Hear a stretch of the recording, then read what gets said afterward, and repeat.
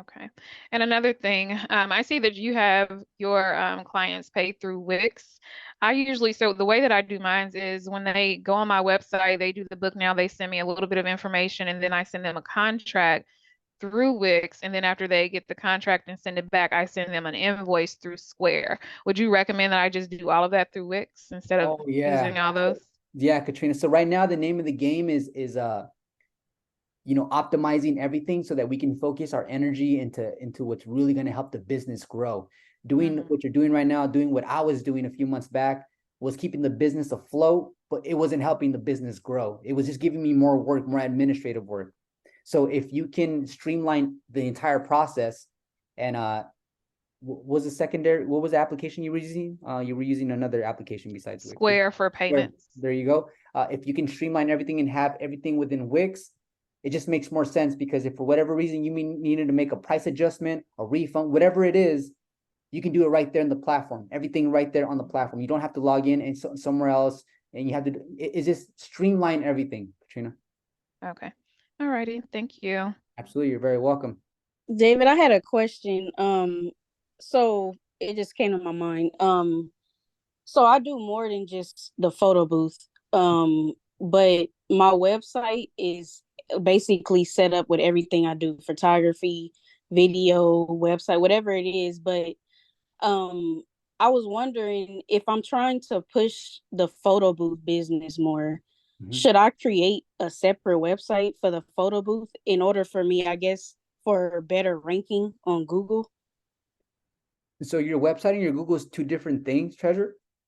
And so are you asking if you should set up a secondary website or a secondary Google profile?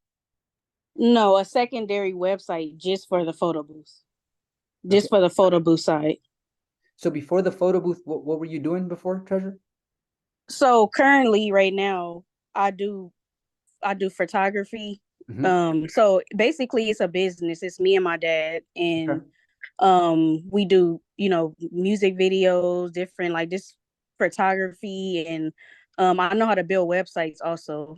So we just offer different services. But I guess what I'm asking you, if I want to push the photo booth side more than the photography, or the video, Mm-hmm. do I need to have a separate website just for the photo booth to be able to really push I guess, with my Google profile, as far as if I'm trying to just push the photo booth? Should I just have a separate website just for the photo booth stuff? That's a good question. And because you are able to create your own website, and it seems like it'll be rather easy for you because that's something that you already done in the past and you have experience, it's easy for you to start another website. But I want to give you the advice that I think will really help you out. And that's what's going to be more relevant in the case of ranking. And it really goes back to, if you have the photography, videography, and that's what you're doing, and you have a Google profile for that and a business website, then that part is set. Now, if you're at a point right now where you decided to invest in a 360 booth because you already have a client base, you already have an establishment, and basically what we hope is for that some of the existing clients will need a 360 booth in which we can bundle the photography, the videography, and 360 booth, and increase our profit margins. But what I would say is, I would start if depending on how your Google profile is set up, and let me give you a visual really quick here, guys. Hold on. So I'm gonna type in. Can you guys see my screen? Yes, we can see it. Yeah.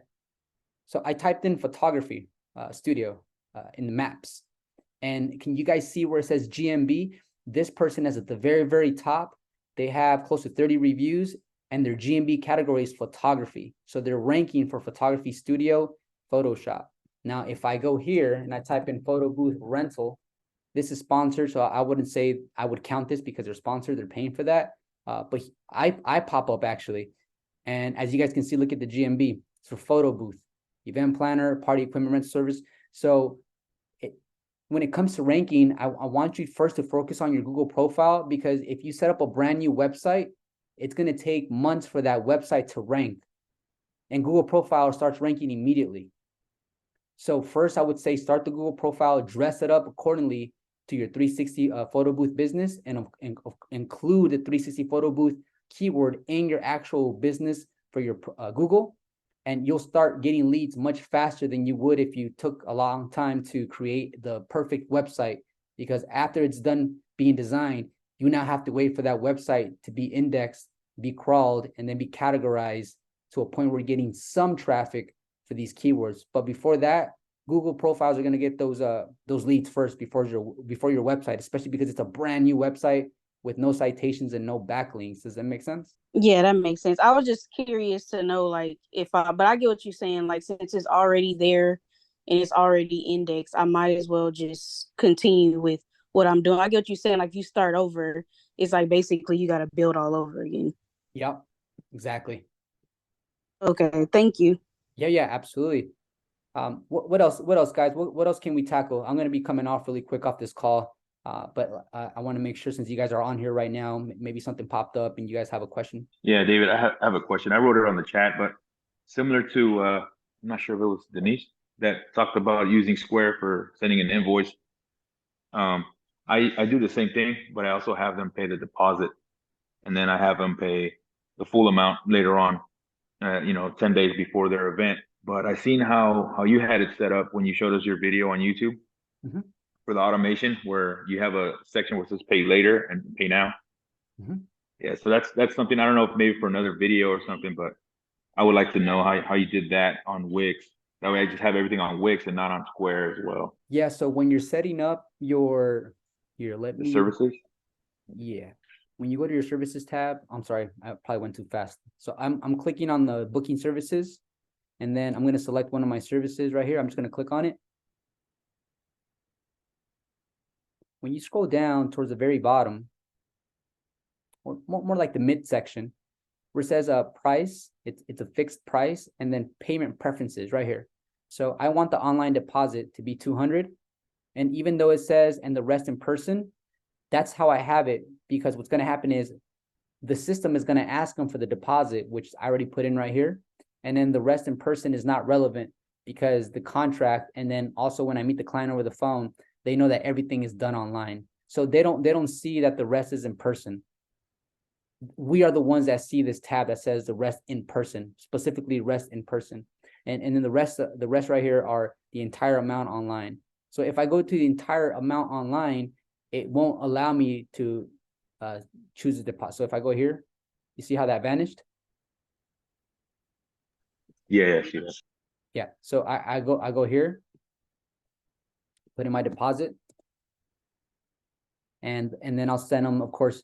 Remember, we'll send them the invoice that gets generated, and then we'll send them automatically they'll get the contract as well. So yeah. And if you guys start setting it up this way, like I said, it frees up more time for you guys to do things that are going to be more effective for your business.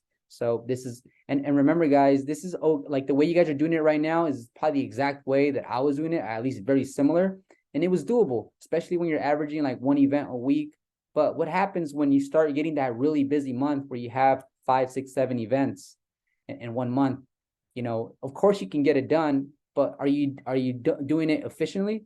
Probably not. So this is the reason why I wanted to take time to finally put together this video for you guys. And like I said, you guys are the ones that are going to get access to it first right here live. And that's why I wanted to bring you guys live on the Zoom call as well, because I appreciate you guys supporting the Patreon channel as well. Nice to speak with you, David. This is my first time speaking with you. All right, Charlie, where are you from? Linwood, California. Linwood, California. Okay, that's about an hour and 20 minutes from here. Yeah. Can I talk to you for a little bit regarding my situation? Yeah, man. Speak about it. Pretty much I've been slow. It's drastically slow in the last 2 months. Okay. So that's why I'm here trying to figure it out. Why? Hold on, Charlie. Did you guys hear what Charlie said? It's been slow for him for the last 2 months. Can you guys just say it? Have you guys experienced the same thing, guys? I know there's 6 of us here, but we're all coming from different states and different cities. Have you guys kind of noticed the same thing over the last 2 months? Has it slowed down? Yes. Yes, for sure. Okay. It's the economy too, guys. The economy is weighing in.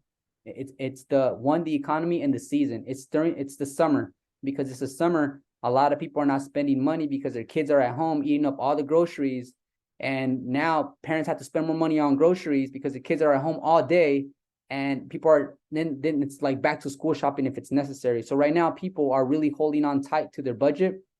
Inflation, let's not even talk about it, but it's a contributing factor. So the economy, the season, the time, it definitely plays into it. But I don't want you guys to feel like, hey, this isn't working out. We have to weigh this out, because if we can make it past these hard times, when the good times come around, we'll be set up so great with our infrastructure that we're definitely going to dominate. And some of the best businesses, guys, have been actually launched during the recessions. So just like I said, hang in there, Charlie. You're not the only one, brother. Great. I feel really good hearing that. That's not just me. Yeah. Yeah, and then That's it. Cool.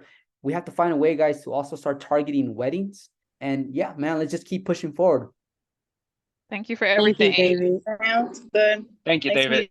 meeting you all. Out. Thank you. All right, guys, take care.